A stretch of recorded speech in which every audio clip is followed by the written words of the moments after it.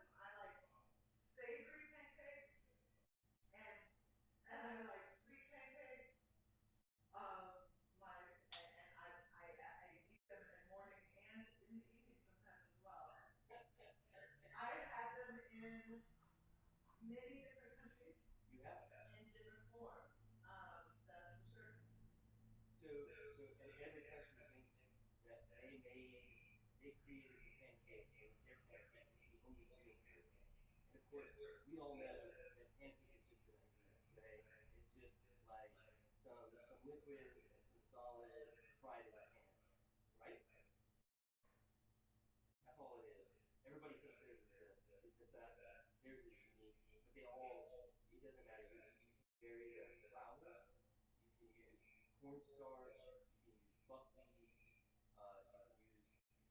cornmeal. We're going to use wheat today, which is a very specific thing that I'll talk about in a minute. And with the liquids, you can use anything. Some Chinese in China they make pancakes out of water. Why not? You just need enough liquid so that the flour becomes a slurry, a sort of it's somewhere in between a liquid and a solid, enough that you can fry it, and then the magic happens. All right, what? Somebody else tell me what they know about pancakes.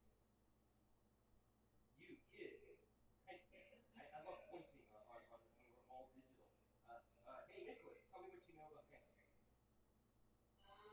Anything. It doesn't have to be smart.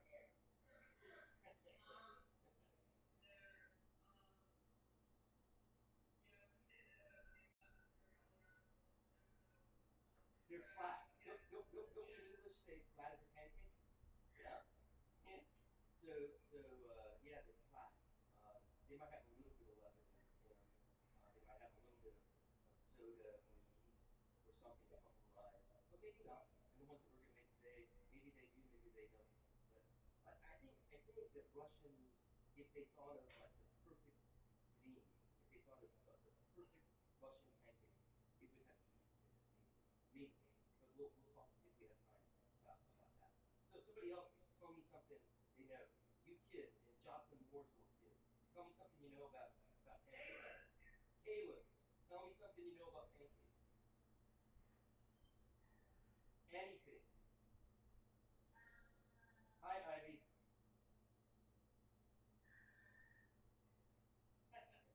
Caleb, do you like pancakes? Does your mom make you pancakes? Does your dad make pancakes? Do you like pancakes? Are they good? Yeah, yeah. What do you put on? What do you put on the pancakes your mom makes you? What kind of syrup? I'm gonna guess that it's not maple syrup. That's right, because you know there's all kinds of different kinds of syrup out there, and only Americans eat maple syrup, right? Because maples are everywhere, but only in America do we make maple syrup, and it's something that you make in the north. And you take 5 gallons of maple sap and you boil it, boil it, boil it, boil it, boil it, boil it, boil it until you get like a gallon of maple syrup, and that's how you make maple syrup. But did you know, Caleb, that the rest of the world has never tasted maple syrup? Isn't that wild to think about? Ivy, tell me something you know about. All right, we're at 10 o'clock. We've officially started. We're still waiting for people to join us. Maybe I don't know. I can't see who's here. Hey Ivy, only because I can see Ivy and Ivy's name. Tell me something you know about pancakes. They're delicious. What makes them good?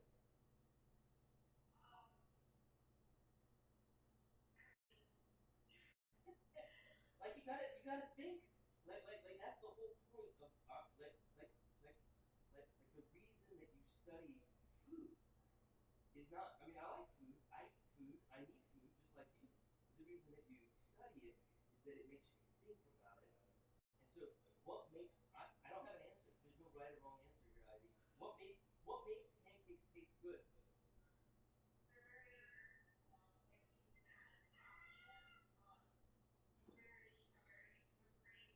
That's right. You can put anything on top of a pancake and it's good. You know that they're good. Ivy, do you mostly, I assume, like most Americans, only eat pancakes for breakfast, or do you sometimes have them for supper?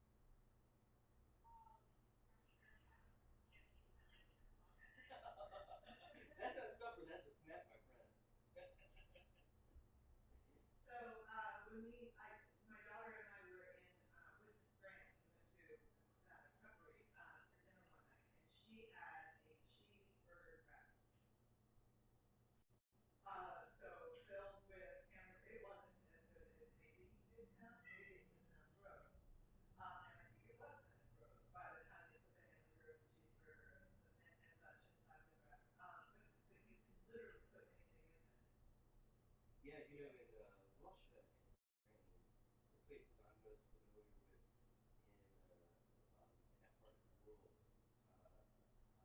they have blini, and they eat blini just like they eat pancakes. But they also have blincy, which are filled pancakes.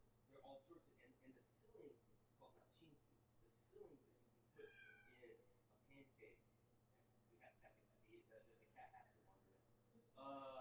The fillings that you can put in a pancake, like they're really like Russians love to put cabbage, which sounds weird to us Americans, but they basically put sauerkraut in it, and it's delicious. They can put meat in it. Cheese is really common. Um, Boiled eggs. Like you could fill a blini with anything. If you think about it, it looks like a piece of wrapping paper, and you just put your filling in the middle of it, and you fold up the edges, and it goes from being, in Russian, the word is blin, which means pancake, and the plural is blini.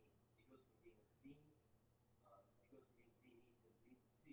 So they changed the word a little bit, and it means big pancakes or fat pancakes when you change the form like that. And they'll put anything in there, and it's like I feel like you don't typically eat blinci except for when you're traveling, and it's a great way to put some food with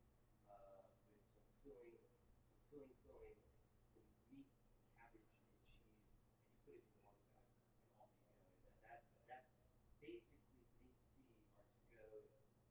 The filled blini are to go, but you eat regular blini at home. Oh, I wanted to show you guys something, right? Like I'm gonna have tea maybe when I have my blini, and I'm gonna show you something like something very, very, very Russian.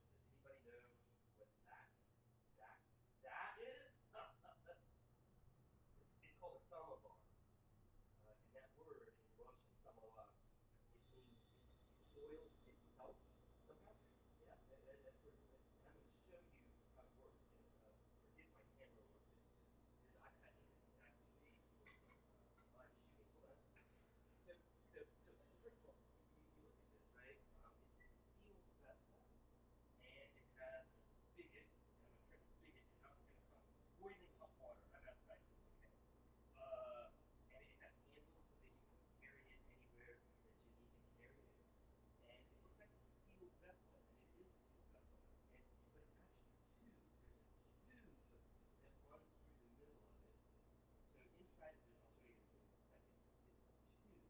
It's actually just a chimney, and a chimney is nothing but something that has an air intake at the bottom. So if you look, you see that the bottom of this. If we were to look up into there, you can see this little screen, and on top of that, so there's a tube like a smokestack that runs through the middle of it, and I fill the smokestack with charcoal, and then I light the charcoal on fire, and I put the water in there. I'm gonna show you where the water goes and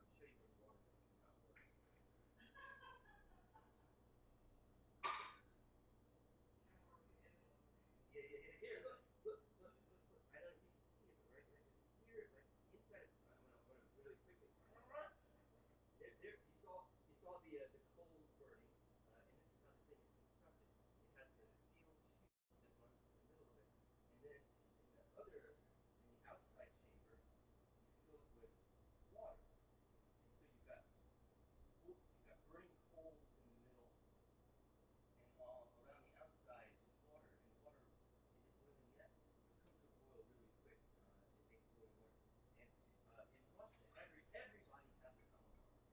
Everybody drinks tea from a samovar. What's different slightly about this samovar is it's a really old samovar, and it's made for taking outside. You don't need electricity, right? You just use coal, where you just throw pieces of wood in there, and you fill it with water. And so this is great to take on picnics or any place that you know that you're not going to have easy access to electricity. And then I'll show you. Wait. So like proper tea as it's served in Russia consists of a samovar full of boiling hot water, and this has been true for hundreds of years. You can go back to people drinking tea from samovar like 300, 400 years ago. They had so much before that. Everybody, every hut, every village hut, every house, every estate, every castle had a samovar like this one, and of course they didn't have electricity, so it was really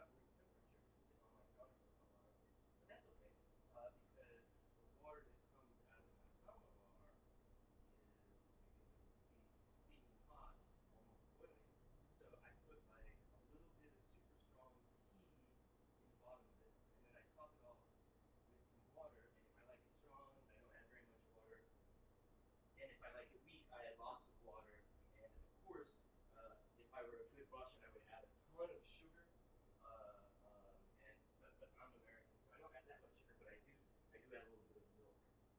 Okay, ready? I think we're all assembled. Is that right, Nicole?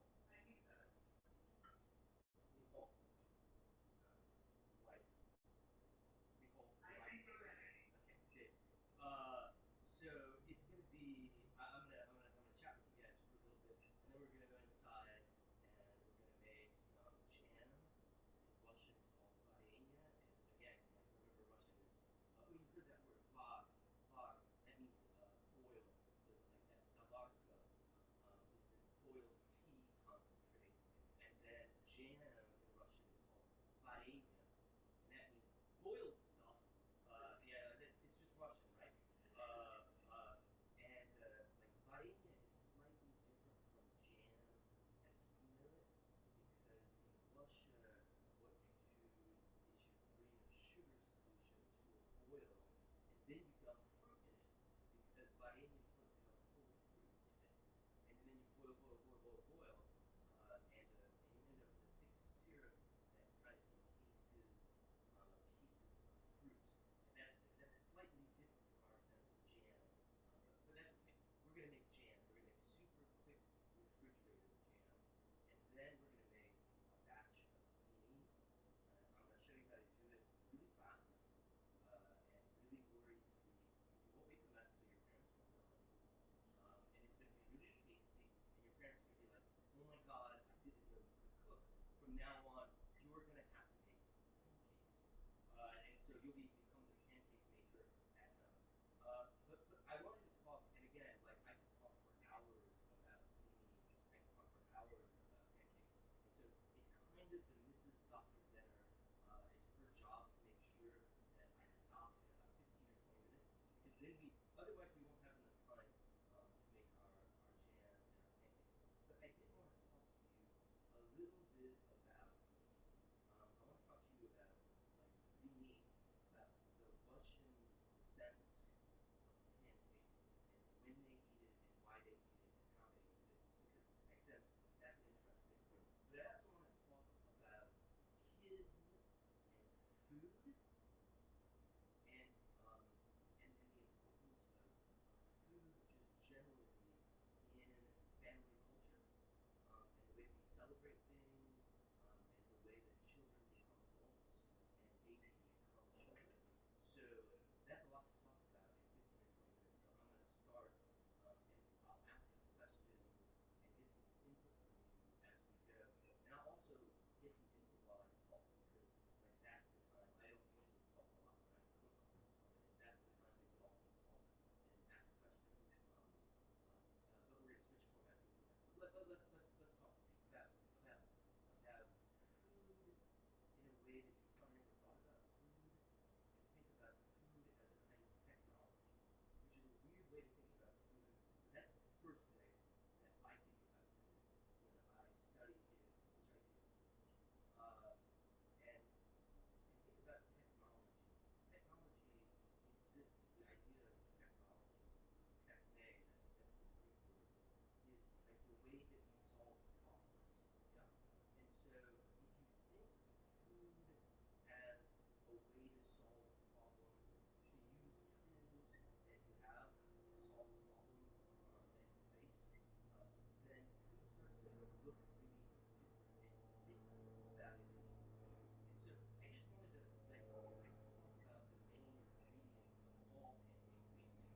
And those ingredients, there's just three that are like the main ingredients. No matter where you go, you go to Germany, you can go to Canada, you can go to Mexico, you can go to Russia, and these ingredients are basically the same. The first ingredient is egg. And eggs are really cool. There are at least three parts of an egg. There's the outside of an egg, its eggshell, yeah. But then inside, you have an egg white and an egg yolk.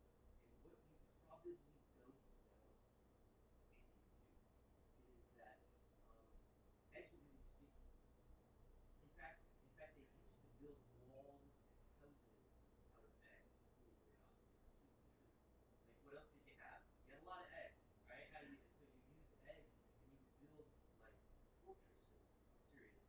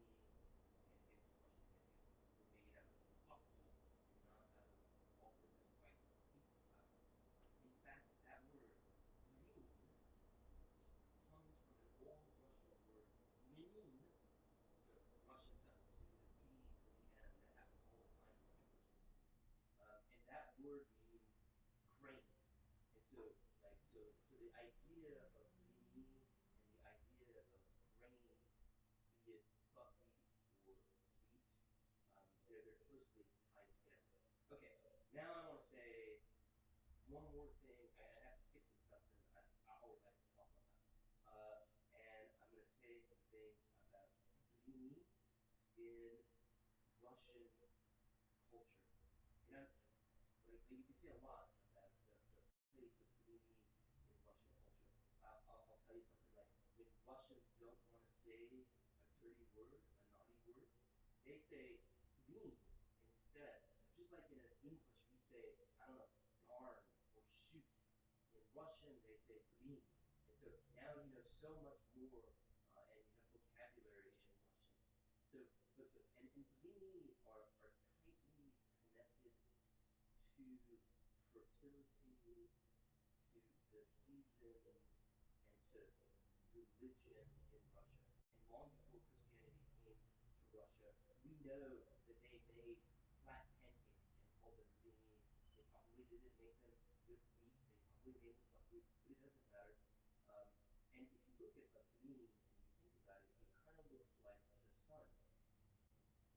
And always blini have been a part of this transition between the long, cold winter that I just talked about and spring, which is really wonderful. And when Christianity came to Russia 987, so a long time ago, more than 1,000 years ago, um, they understood, like Christians understood that they needed to take two ways from the old part, from the old world, and make them part of the new world of Christianity. And so let me talk a little bit about Russian spirituality, Russian religious traditions. Um, you maybe you know, maybe you don't know, but like the world used to be divided in two from roughly, let's say, the 11th century AD until roughly again the 16th century. Um, there were two. There was an Eastern Christianity and a Western Christianity. And if you looked at a map, Western Christianity basically ran from the Oder River, which is kind of like in Germany and Poland. It ran west of that, and that was Western Christianity. And everything east of it was Eastern Christianity. And we call that Orthodox Christianity, or we call it Byzantine Christianity, or Greek Christianity. It was very different traditions from Western Christianity. Um, and so one of those churches that made up part of the Eastern or Byzantine Orthodox tradition was the Russian Orthodox Church.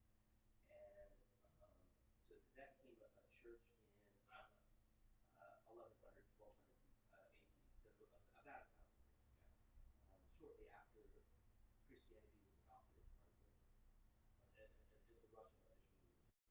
Okay, ready? Um, there is this period of time called Lent. Russian calls it Post. It's spelled Post, just like the fence post. And that means Lent Russian, in Russian.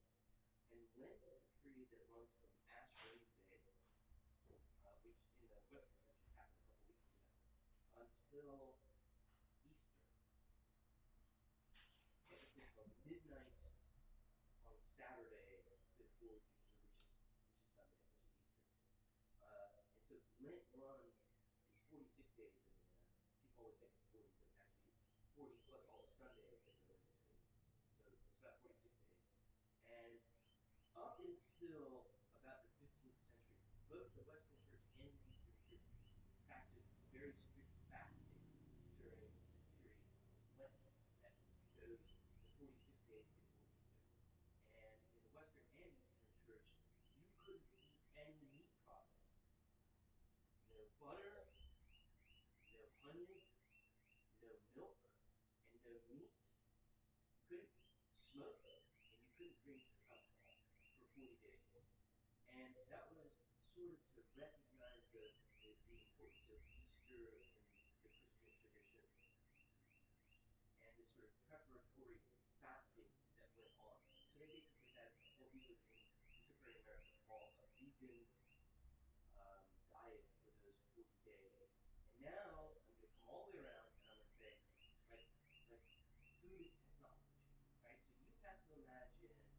it's cold, but spring's coming. That's what kind of like that period of Ash Wednesday, that week, the Lenten week. They call it Maslenitsa in Russia. It's that cold period. The Americans celebrate it as we often celebrate it as Mardi Gras. If you're in New Orleans, Carnevale. If you're in the rest of the world, Carnival. Carnevale means meat goes because you're about to give up meat. Anyway, about midweek during Maslenitsa, you have to have eaten all of the eggs, all of the butter, and all of the milk that you have in the house. Because for the next 40 days, you couldn't eat them. They had to be gone. They don't last 40 days. And so you gotta eat that egg. You gotta drink that milk. You gotta eat that butter. And what, guys, is a great solution to that problem? Food is technology. Like, oh my God, I have so many eggs. I have so much milk. What am I going to do with all of this? So much butter, so much sour cream, so much cheese. I'm going to eat myself silly for a week. And that's what Russians do. It's called Maslenitsa, and it's a week-long celebration. And everybody makes bliny. Everybody makes pancakes because they are the perfect solution to the problem of having too much. And so now I'm going to go. We've run 10:30, so I'm good. It'll take us about 40 minutes to make. It'll take us about 40 minutes to make the jam and the pancakes, and then we can chat for the last 30 minutes. Yeah. And so we're going to switch formats, before we go, let's take a little break. Everybody can grab something to drink, something to eat. I can transition to the kitchen and turn on my cameras in the kitchen, and then let's rejoin. You might use mom and dad's home phone, maybe not. Maybe you guys are like better at this than I am. We need to go to YouTube to the other format that we're using, the other medium that we're using, because it's a really good broadcasting medium. And so we're gonna transition over there. And so we'll meet there in about 5 minutes. And we're gonna make jam first, and then beanie. And hey, listen, this is how it goes. It maybe you already made it. Cool. Maybe you want to make beanie and jam with me. That's cool too. But maybe you want to watch me make jam and beanie, and then make it yourself. Any of those options, they all work great for me. I don't care. But I'm going to show you how to make jam, and you're like, wow, don't you buy jam in the store? I'm like, well. So we're gonna make some delicious homemade jam, and we're gonna make some beanies, and it's up to you whether you make them while you watch it. You can wait, you can watch it, and then do it afterwards. Maybe you already made it, blah blah blah. But here's the deal. Like this is the idea here is that henceforth from today on, you'll know how to make pancakes and jam. It's a recipe, it's a technique, and you're gonna learn something, and you're gonna use it. You don't have to use it today. Maybe use it tomorrow. Maybe use it next week. But I bet when you go off to college, you make these blini, because they're really easy and really fun and really tasty. And who doesn't love pancakes? All right, 5 minutes, and we'll meet over in YouTube, and I'll be in the kitchen. I'll see you then. 5 minutes.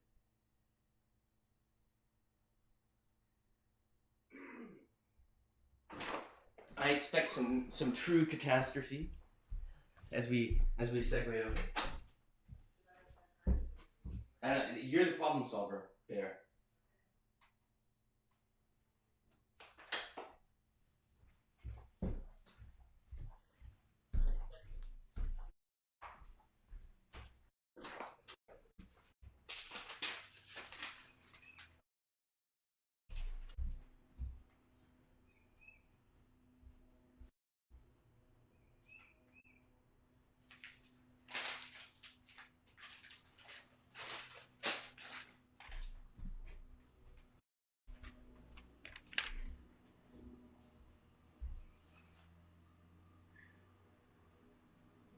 Live here. Oh, good. That's what I wanted to see. Hey, cool. Six watching now. Alright.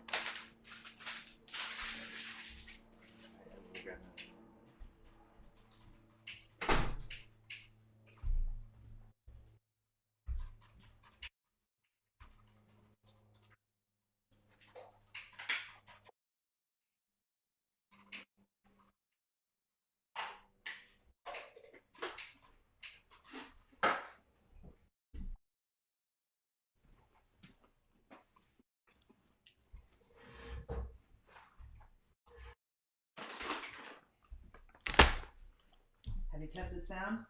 Nope.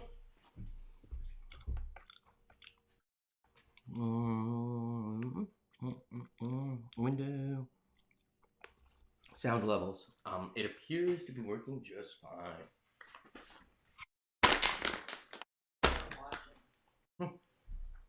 Ask them to give you a shout out. Somebody just said something. I get those pop-ups on Monday. Okay. I hear we can hear. Good. So that sounds good.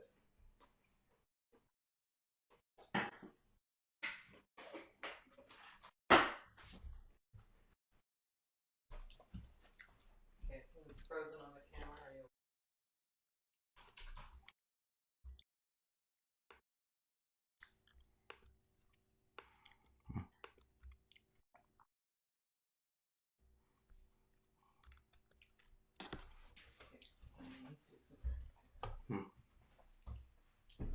Awesome.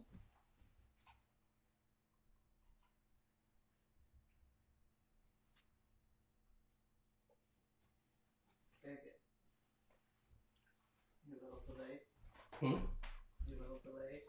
I'm always a little delayed. I mean, that's how it works. Can you type into the chat? Refresh your screen sometimes. Sometimes people's Wi-Fi kind of goes latent, and it helps enormously. Like once, they shouldn't have to do it more than once, but this.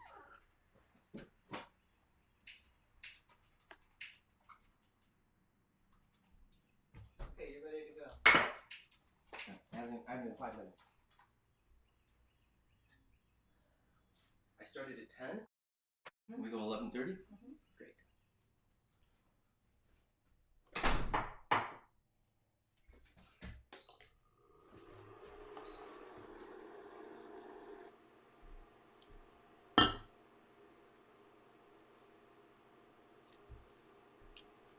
So people ask everybody. No, I only see Joe, Michael, and Nicole. That's right. So. Yeah. So people are taking. That's 6 watching though. So. Oh, maybe that's just the chat. I don't know how it. Yeah. So say everybody say hi, and then let them know that I can't hear them, but they will read their comments.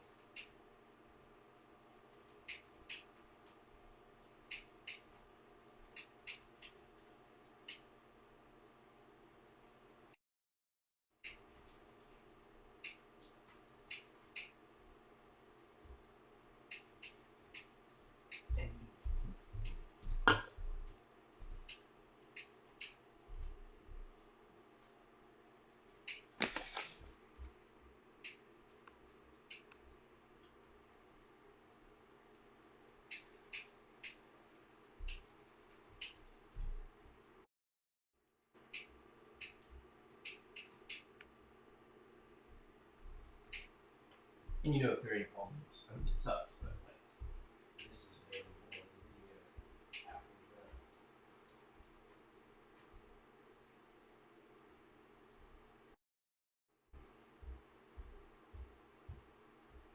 So ask everybody to give me a shout out.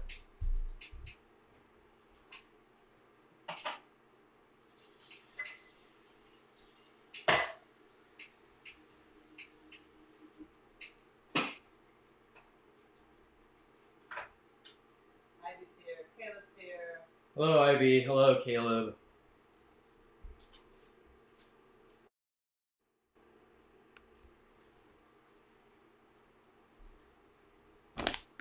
Publix. We Floridians love Publix. We Floridians eat lots of strawberries. Strawberries. Alright, you tell me, you shout out to me. We get another 2 minutes.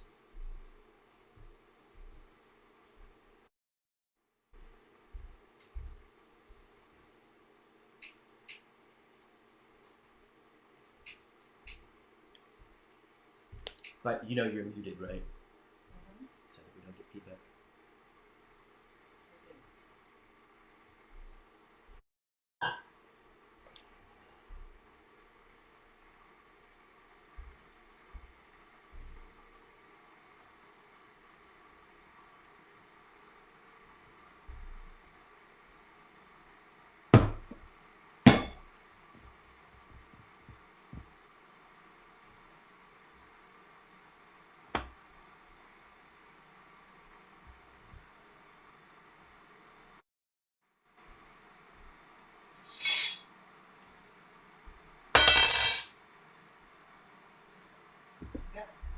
We're all here? Nobody else here. I'm still waiting on my book.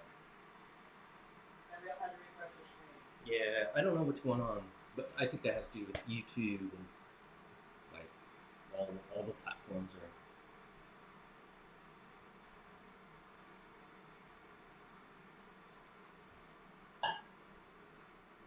We'll give it one more minute. 10:40. What ingredients should they have? So ideally you should have a bag of frozen strawberries handy, a measuring cup, 1 cup, sugar, and water. And you don't have to boil the water. It's just I got a kettle behind me, and it's such great practice. The minute you walk into a kitchen and you start to cook, always turn on a kettle because you always need boiling water.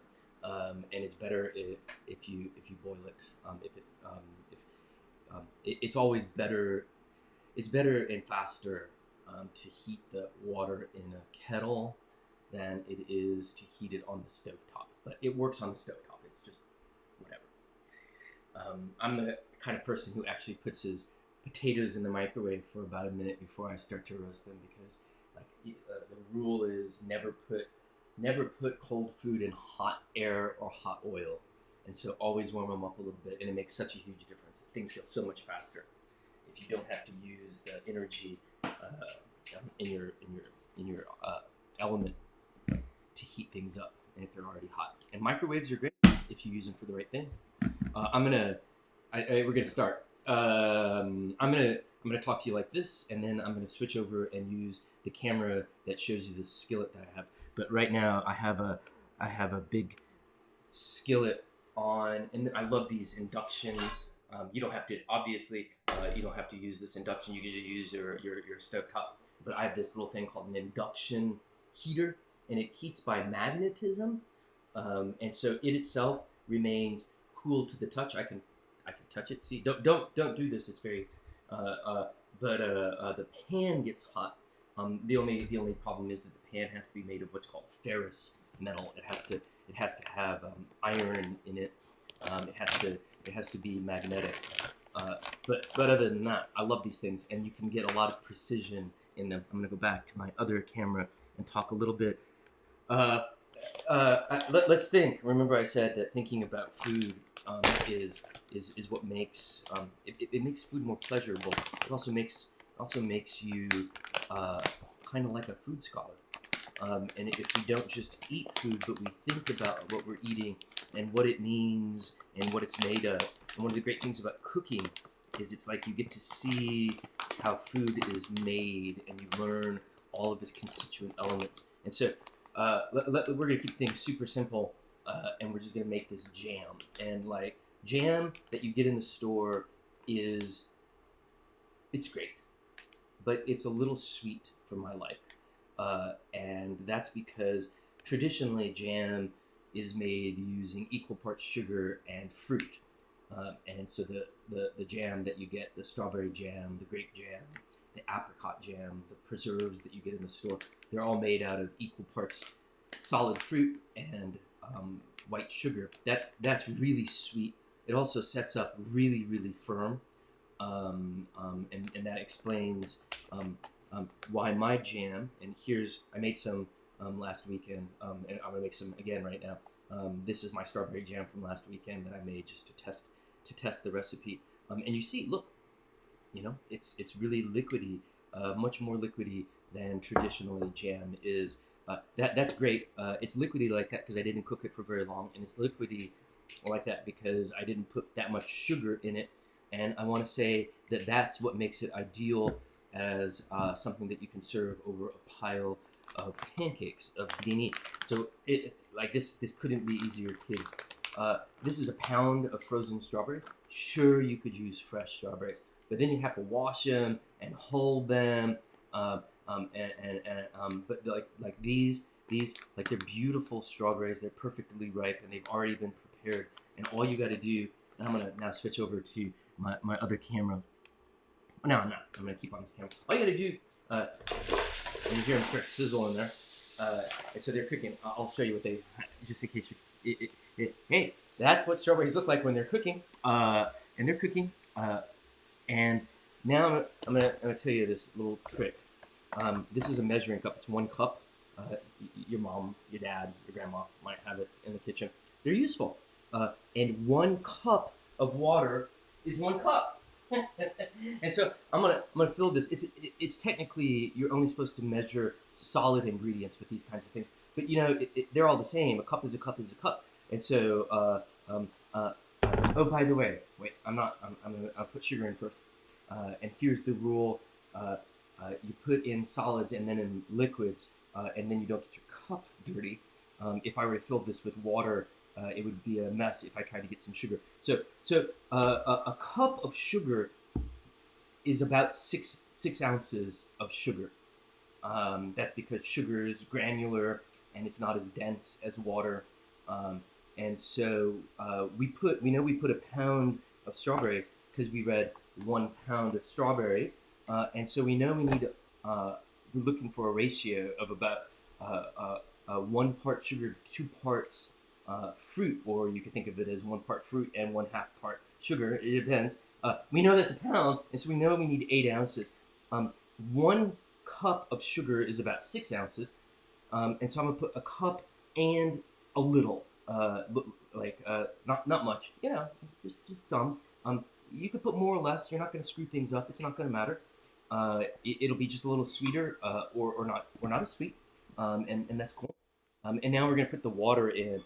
This is 8 ounces of water, 1 cup of water. So if you think about this, the ratio that we're using is 1 part water to 1 part sugar to 2 parts fruit. And I don't care what kind of fruit you use, whether it's frozen, whether it's fresh.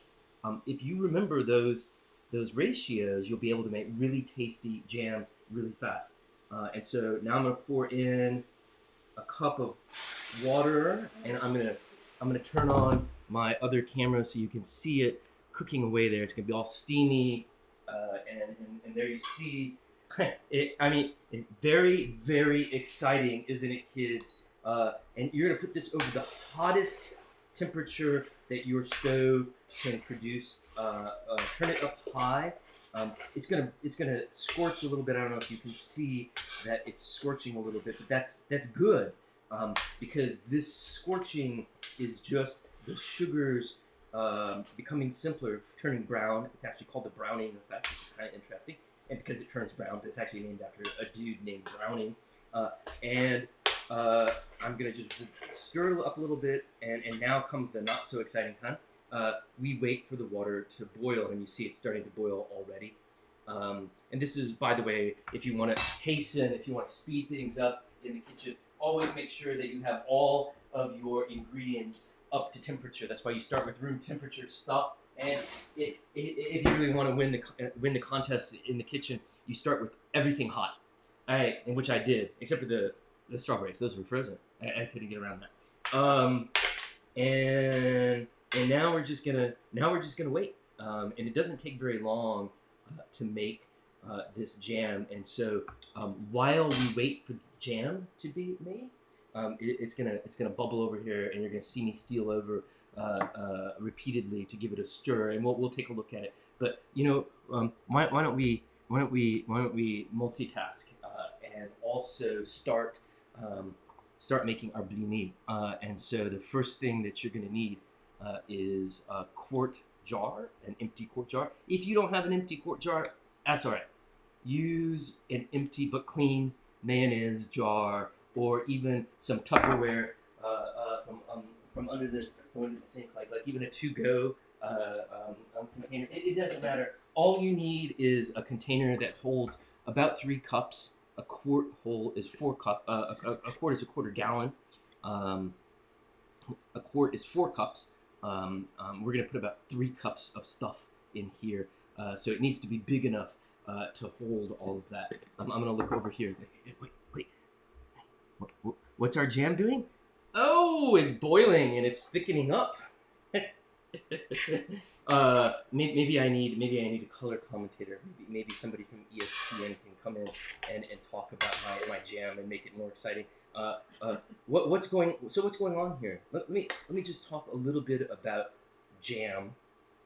So obviously we started with liquid, with water, and we started with kind of solid sugar, and we started with solids, and we call these strawberries. And the strawberries obviously are largely made out of water, just like you and me. They're, I think, 90% water, maybe more. That other 10% are sugars and carbohydrates. Well, sugar is a carbohydrate. They're carbohydrates. There's probably some proteins in there too, but they're not that important. And so now think about this. We're going from some solids and liquids, and we're going to make jam. And jam is kind of interesting. It's technically called a slurry, and a slurry is a mix of liquid and solid. And so we're going to go from liquids and solids, and we're going to go to a slurry, which is a mix of liquids and solids. And I just want to say this. This is what I find really interesting. We're going from these solids, the sugar and the strawberries, and we're making new solids. So a lot of people, like, they don't appreciate the fact that what you're actually doing is you're making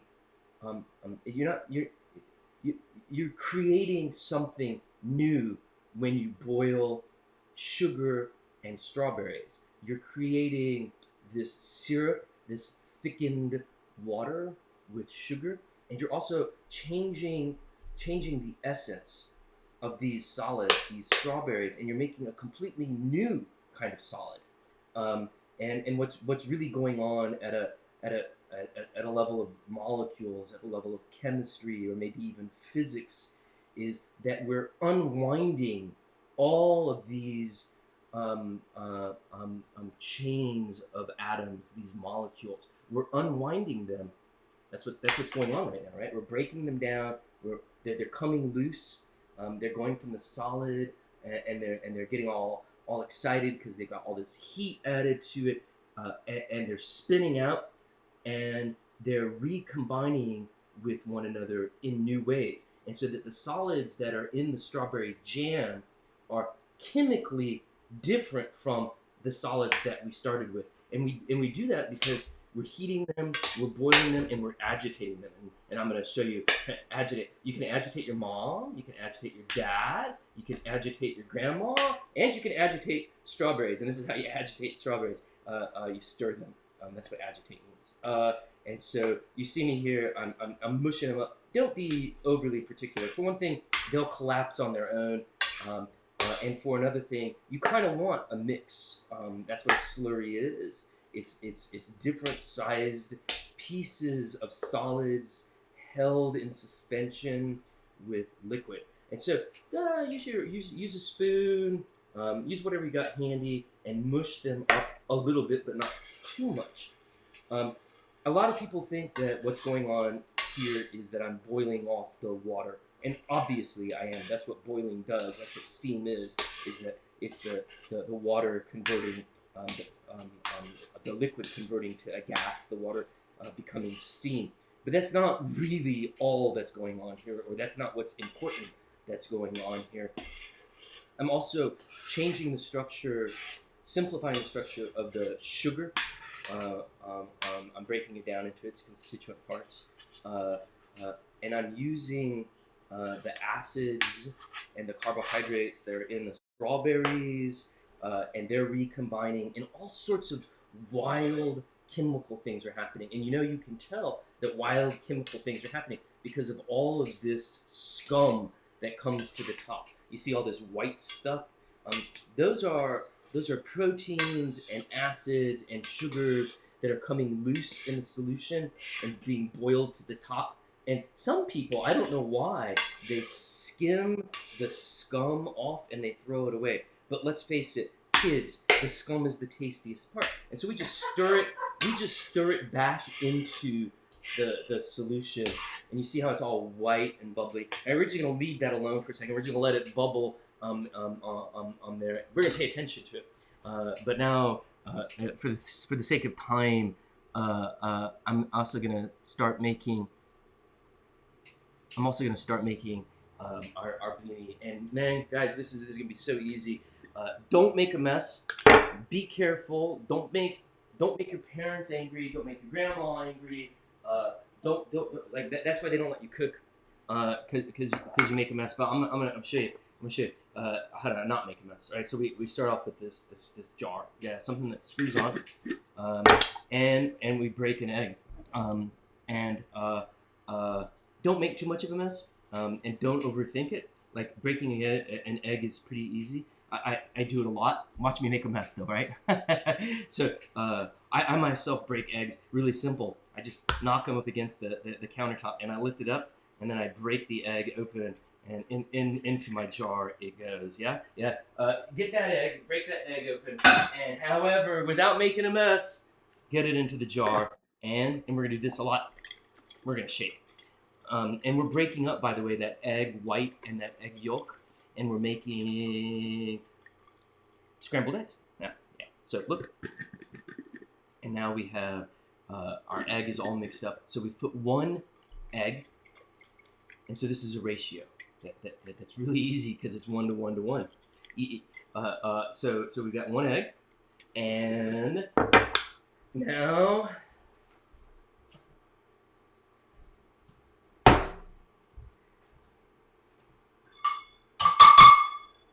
got my handy 1 cup 8 ounce measure, and I've got my white all-purpose flour, and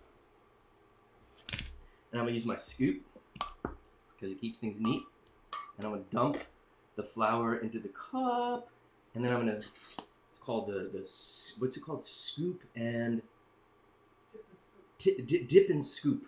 This is the dip and scoop method of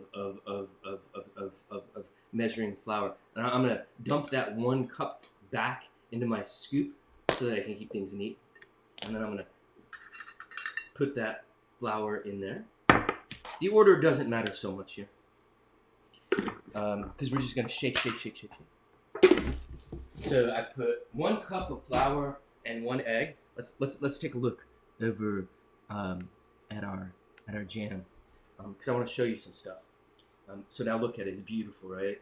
And all that scum, and you see it starting to thicken. And now watch the bottom. You won't watch what I do. What I'm doing here is I'm checking to see whether or not the jam is done. 1 cup flour, right? 1 cup flour, and I check to see if the jam is done by scraping my spoon through the jam. And I know it's not done because I can't see the bottom of the pan. The bottom of the pan will become visible when the liquid has reduced enough that when I refrigerate it or let it come to room temperature, it'll be thick. But I know it's not thick enough because it's called streaking or showing. Because I'm scraping and I can't see the bottom of the pan. So we know that we know it's not done. That doesn't mean that we should give it a good stir, redistribute things. So by the way, probably, maybe you don't know that there are good ways to stir and bad ways to stir, and I'm going to show you the good way to stir. You start from the outside and you come in, and you take all the stuff that was on the outside and put it in the middle, and then you use your stirrer, your spoon, and you push the middle to the outside. That's effective stirring. That's how you get to like maximal stirring. I'm gonna go back and we're gonna go to our bliny. So you added the flour to the. So there's 1 egg and a cup of flour in here. I probably should have put the milk in second, but I didn't. It's okay. We're gonna make it all okay. And we're gonna make it all okay by just shaking it, because what you don't want is lumps. Nobody likes lumps. And you want to mix everything up. And so right now I have my milk. I have my egg, 1 egg and 1 cup of flour. And now I'm gonna add 1 cup of milk. And like some people don't drink milk. Some people don't like milk. I don't particularly like milk. 1 cup of milk, 1 cup of flour, 1 egg. Any salt? Not yet. Okay. And so I've added 1 cup of, ready? 1 to 1 to 1. 1 egg, 1 cup of flour, 1 cup of milk. And now, if I didn't screw things up by adding it in the wrong order, I don't think I did it. Okay. I'm gonna just shake. and we're gonna add some more stuff.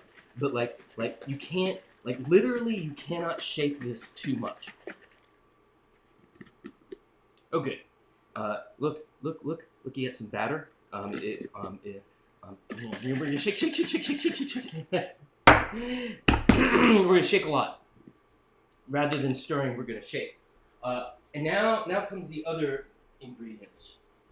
And the other ingredients, like soda. All right. So I said earlier that a real Russian blin probably uses some yeast.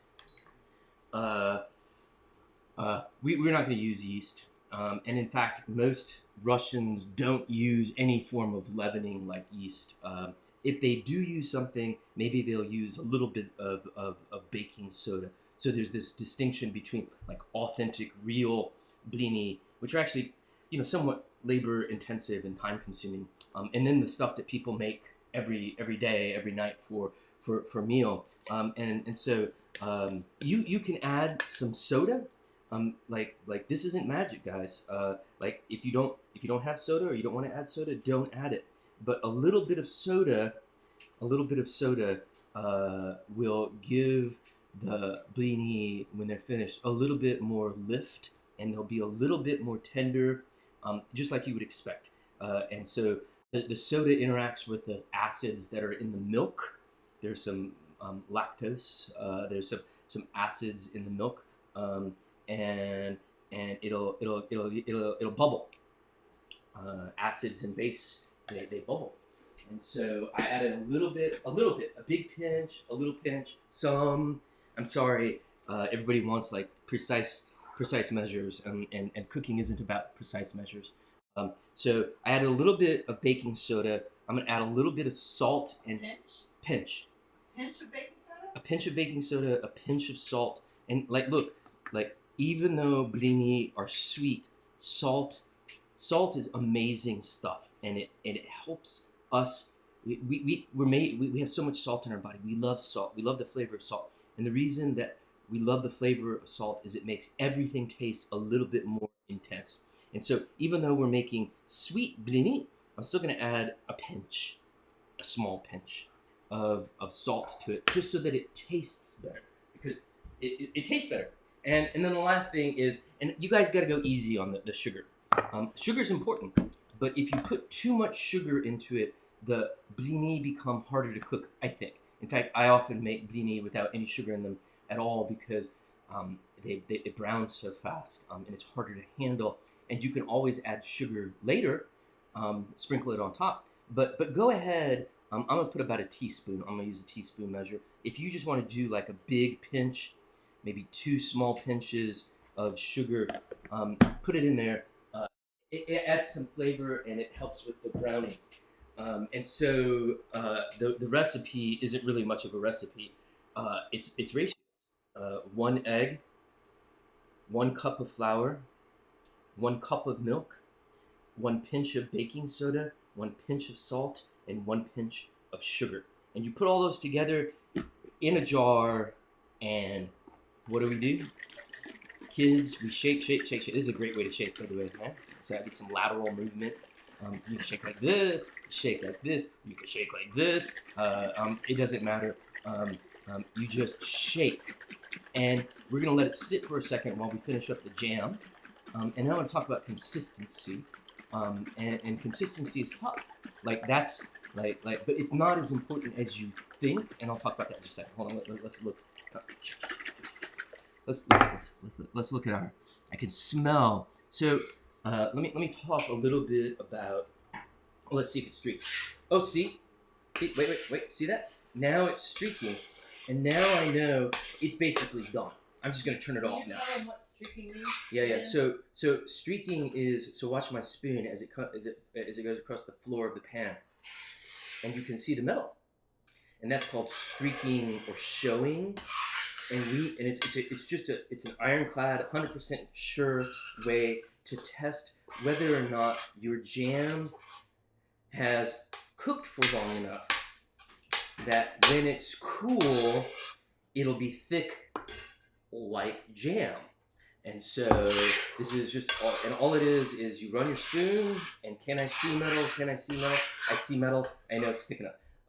Let me just say, I knew my jam was done, even though I was doing other things. I was talking to you, I was making these bliny, because I used all of my senses. And cooking, it's so important. All good cooks are constantly engaged with the food that they're cooking in multiple senses. They listen to the food. They listen to the stew boiling on the stove. They listen to the food frying. They listen to the food. You can hear food cooking in the oven even when it's all closed away. So they listen and they smell. I knew that my strawberry jam was done purely by the smell of it. I could all of a sudden smell a very distinct. It smells like cooked fruit. It smells like cooked sugar. And so I knew it was done. And then it's so important. Good cooks constantly taste their food. They taste it like, I know what this is going to taste like because it's only got 3 ingredients. But like at every stage of making, you taste food, and you don't have to. I just stick a spoon in there. I get a little bit on there, and oh my God! It tastes so good. It tastes like fruit, like fruit, like fruit had a fantasy. Like fruit went to sleep and it had the most beautiful dream. It tastes so intensely of strawberries. That's why jam is great. Jam is more strawberry than strawberries. And so taste, hearing, touch, especially if you bake, you're constantly poking your food. Smell, it's like when you cook, remember that you're a human being and that God gave you all these senses so that you could cook well.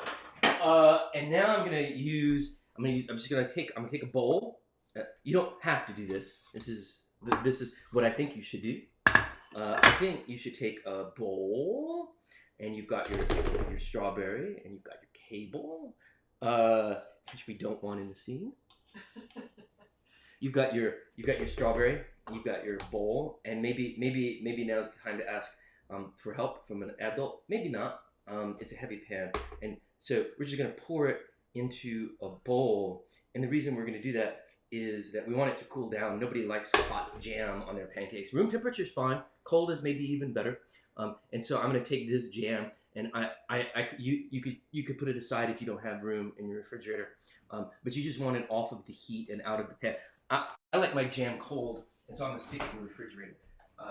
So that in about 10 or 15 minutes, it'll be room temperature or cold. And so now we have this kind of dirty pan and a dirty spoon. Stick it in the sink and put some water on it, because that water will melt all of that sugar really quickly, and it'll be really easy to clean up. It'll just take 1 second to clean up. So let's come back, and I'll try to talk to you about consistency. Is my batter too thick or is my batter too thin?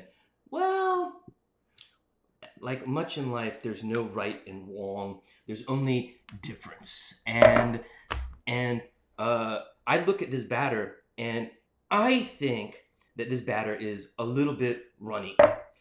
So you like we just use ratios, and we just kind of eyed things, and so now we need to adjust. Remember when I talked about with using all of your senses, and now I'm gonna use sight, and my sense of sight tells me that this batter is just a little bit too thin for my liking. And watch as I drip it off of this, and I know it's too thin because it comes off as a solid stream, and I want a little glump. I want it to drip rather than to pour, and that for me, like the dripping. So look, it's pouring, and I'm gonna add some solid. I'm gonna add some flour to this. Not a lot. I don't have to add a lot. Just maybe a tablespoon or 2 to thicken this up. So I'm gonna put a tablespoon in there. Top back on, and I'm gonna shake it a little bit. I'm just gonna get that flour all moisten and become part of the batter, the liquid, and maybe it's thick enough now. No, I don't know. Maybe a tablespoon wasn't enough. So let's test it. And again, it's a little too thin for my likes. I like my batter a little bit thicker than this, and so I'm gonna take another tablespoon. We're not in a rush, and I'm gonna put it in, and I'm gonna give it a shake.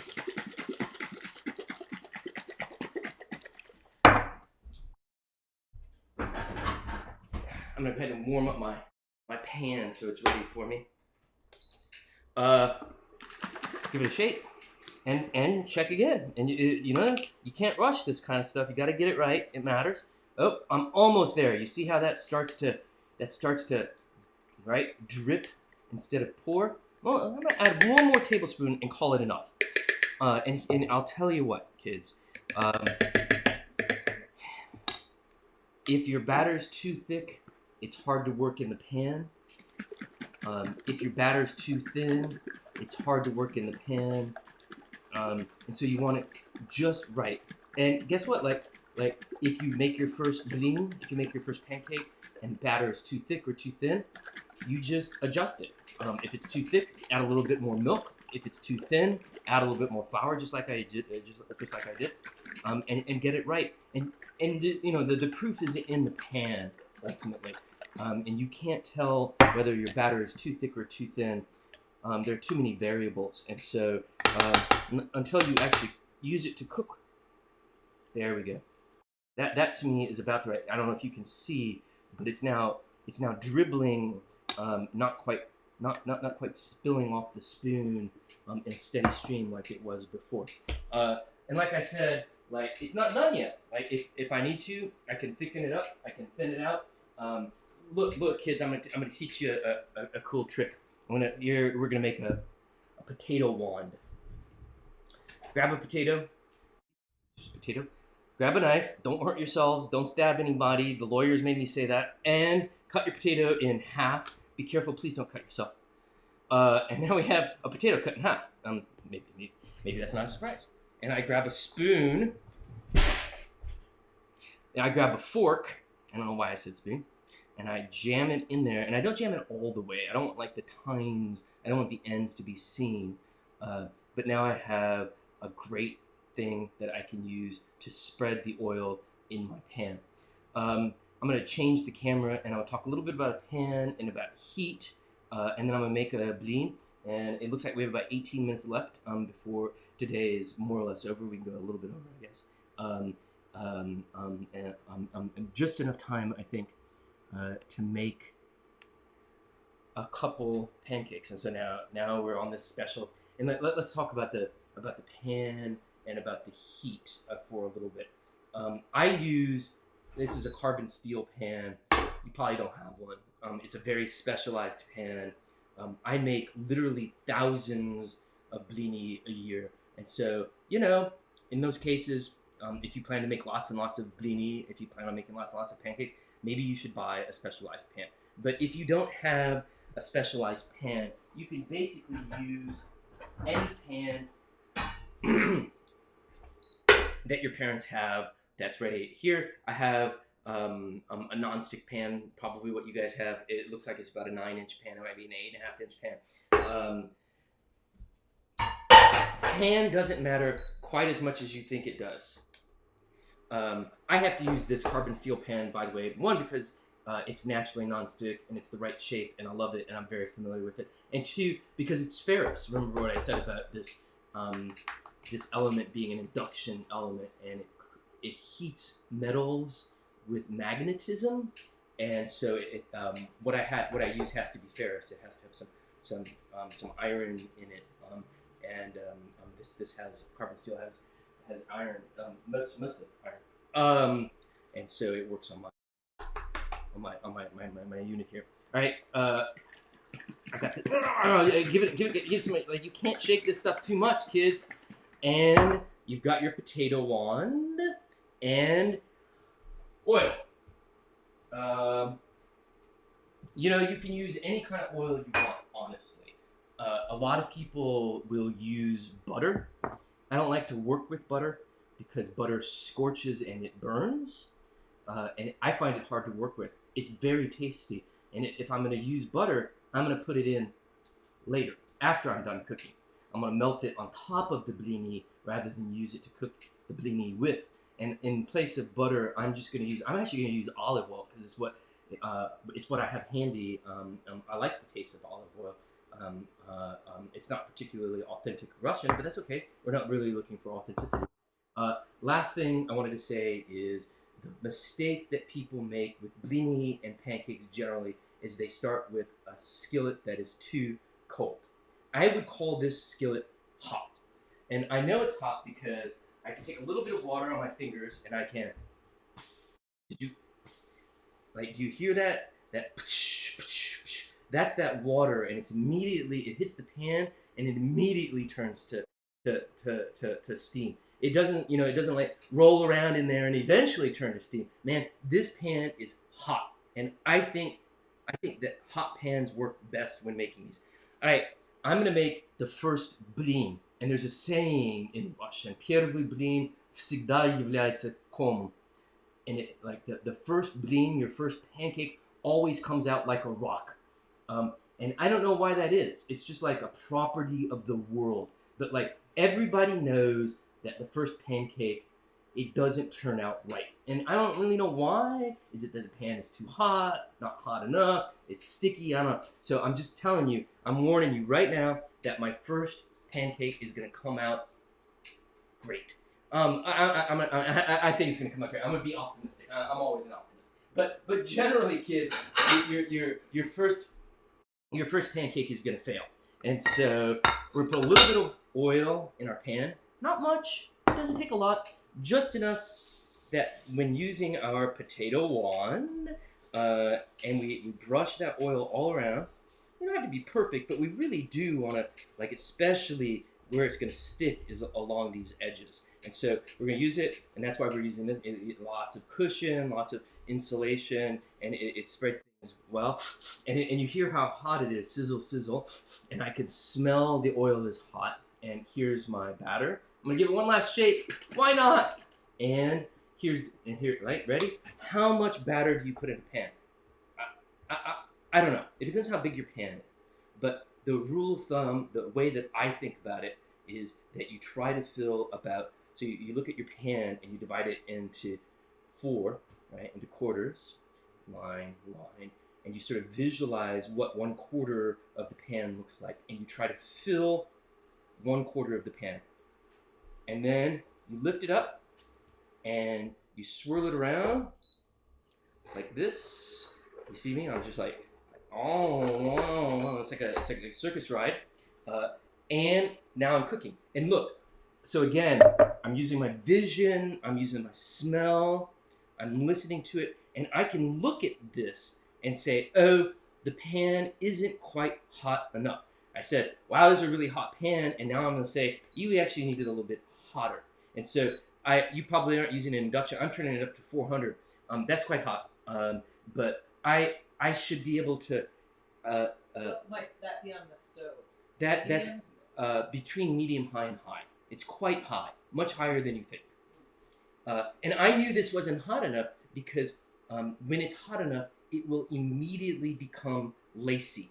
It will the holes will immediately, these little bubbles will come up, and there's this, and so the next one will be hot enough. But this was going to turn out as going to be just fine. But I'm just telling you that I looked at that and I could tell immediately that the pan wasn't quite hot enough because it didn't lace for me. It didn't form those bubbles. And you see, it's bubbling here. It's bubbling here. And you can see that the surface has gone from looking really wet and now it looks really dry, and we have these big bubbles coming up. That's like a sure sign. Like maybe another 10 or 15 seconds and I need to flip it. So the surface is dry and larger bubbles are appearing, and I know. And so I'm just going to start, and I'm gonna run my spatula. I'm using an offset. I love offset spatulas, but you could use just any kind of old spatula. You even use a knife. And so this is the first one, and like every time the first pancake sticks to the pan, you won't have this problem later.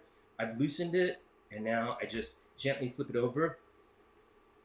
And I look at this, and again, so this tells me, as I look at it, I look for data. It's going to taste delicious. It's going to be great.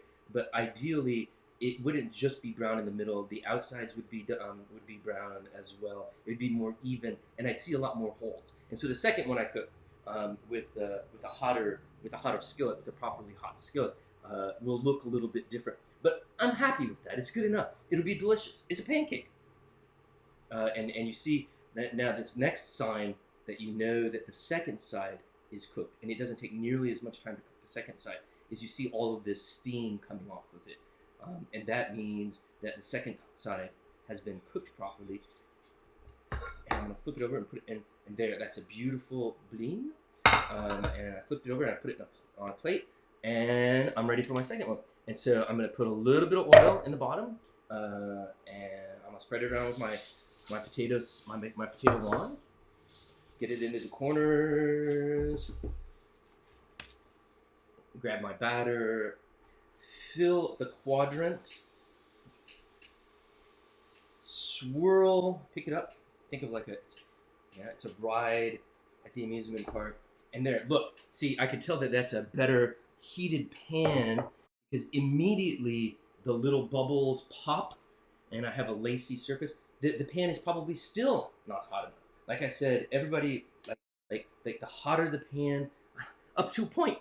I guess if you're gonna err on the pan being too cold. It's very difficult to err on the side of the pan being too hot. Look, hey, it's all dry. I got a little bit of liquidy here. It's shiny, and I can smell it, and it's starting to steam. I can smell. It smells like the egg is cooked and the flour is cooked, and I'm getting a little bit of browning. I see all these delightful little holes, these dyreczki, and look, see, it doesn't stick the second time. I don't know why that is. It's always true. And look, oh, look, did I tell you? See, and it's still not quite hot enough, but it's very close. And I know it's the right temperature and the right consistency because it's more or less evenly brown. I got a little bit of undercooked along the edges. Yeah, what are you gonna do? And now it's steaming up, and it's probably about ready. I'm gonna make one more, and then I'm gonna plate up 3 bliny and say goodbye to y'all. And then I'm gonna eat my bliny. Here we go. Flip it over, and there, beautiful. That's a picture perfect bliny. That's what I was looking for. And now my last one. Put a little bit of oil. Doesn't take much. It just gets easier and easier. You see how hot this pan is. The oil immediately starts to run. I use my potato wand, and again, like it's worth the extra 1 second. And make sure that you get that oil, especially there along the edges where it's gonna stick. Imagine your pan divided in 4. Fill the quadrant.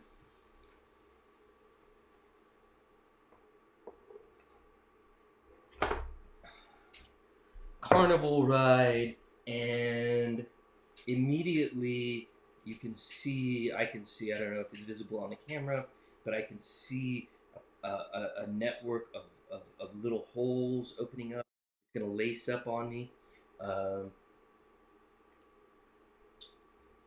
loosen things up a little bit. And so now three, like, all right. I mean, honestly, you can eat a lot. Oh, by the way, in Russian you say один блин брюху не порча, which means 1 blin won't hurt your stomach. In other words, you should eat lots of blin. Like, the idea is, like, eat as many as you can. There's another saying, what is it? Blin добро не один, right? So Russian sayings always rhyme. So listen, blin добро не один, right? Blin добро не один. Blins aren't good if you only eat 1. That's what that saying says. And so the idea is, like, you're supposed to like especially during Maslenitsa, especially right before Lent, you want to eat all of the eggs, all of the milk, all of the butter. And so, but we're just gonna eat 3. I actually think probably 5 is a good serving. So uh, I didn't cook that one long enough, but it's okay. It's still gonna be delicious. But like, look, I didn't let it brown quite as much as I should have. It's okay.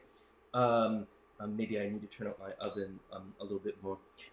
So this one recipe makes about, let's say, 6 blini, and 6 blini is about 2 servings. Now, if you're really hungry, 6 blini is about 1 serving.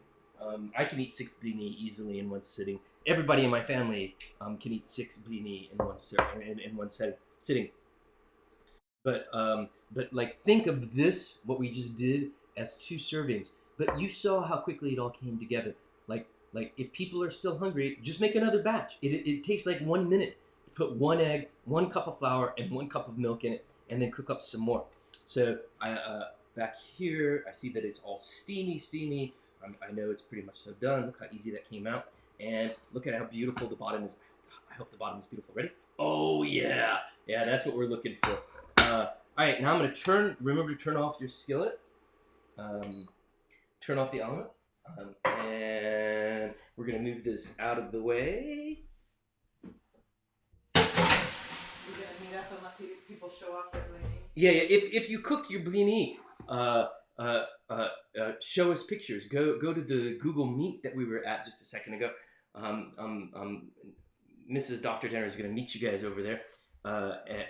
If you didn't, if you're gonna make them later, I'll show you how I would serve them.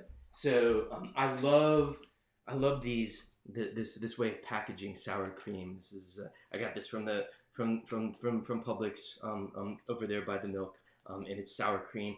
And the thing is that sour cream, when you open it in the traditional containers, tubs, it goes bad really fast. But if in these, you can take just a little squeeze and then put it back in the refrigerator and then take it out 6 months later and it's still good, because there's no air. And so I think, you know what would be even prettier? I'm gonna use some of my varenia, some of my strawberry jam that I made last weekend. I have a bunch in the refrigerator that I made today. But, I'm gonna use this stuff first.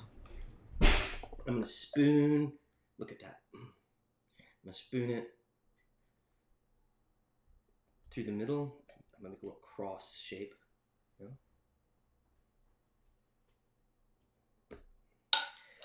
And then I'm gonna take some of my sour cream, and I'm gonna, like guys, sour cream's good for you. Sour cream's so tasty. Don't go easy on it. And now, now you have lunch, you have breakfast, you have a snack. Blini can be eaten any time of the day, and you made it all. You made the blini, you made the strawberry, you put it all together. And so now we're out of time, and so right on time, I'm gonna change my cameras back, and I'm gonna wish you all a wonderful, beautiful Saturday. I assume you all are in Florida, and we're due for some lovely weather. And Mrs. Dr. Denner is on Google Meet if you want to go and say hi over there and show off what you've done.